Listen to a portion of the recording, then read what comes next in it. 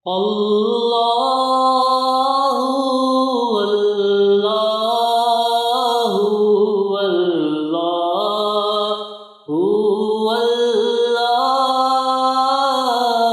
اللہ الرحمن الرحیم. سامعین محترم، السلام علیکم ورحمۃ اللہ وبرکاتہ.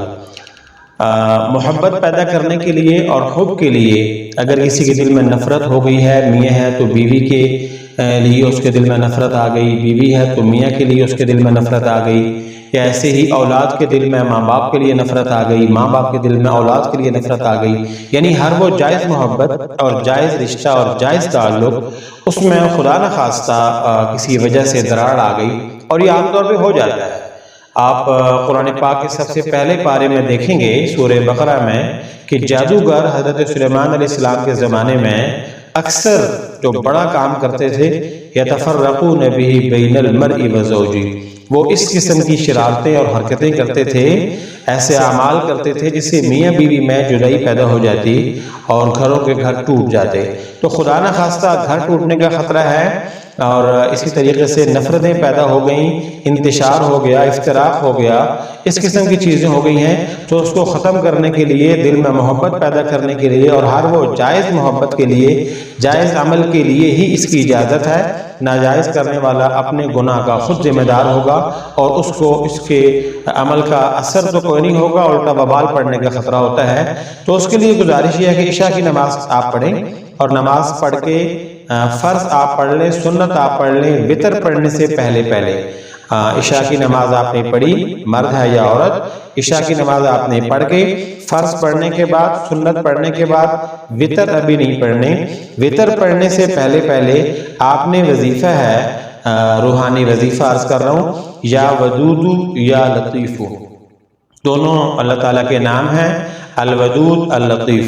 اللہ تعالیٰ کے نام ہے، ودود کا معنی محبت کرنے والا، لطیف کا معنی ہے لطف کرنے والا، مہربانی کرنے والا.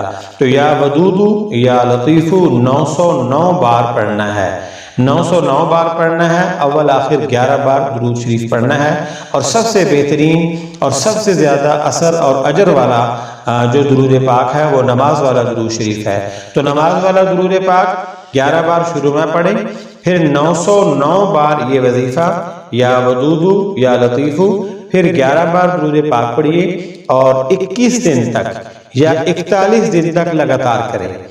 21 دن تک کریں یا 41 دن تک کریں، اور اس کے بعد پھر اللہ تعالیٰ سے دعا مانگیں. انتہائی مجرب، انتہائی سریع الاثر، انتہائی زود اثر یہ عمل اور یہ وظیفہ ہے. انشاءاللہ العزیز نفرت محبت میں بدل جائیں گی، اور دشمنیاں دوستی میں بدل جائیں گی، اور عداوتیں اور کدورتیں رفاقتوں اور محبتوں میں تبدیل ہو جائیں گی. اللہ تعالیٰ سب لوگوں کو اتفاق اور اتحاد کی دولت سے مالا مال فرمائے.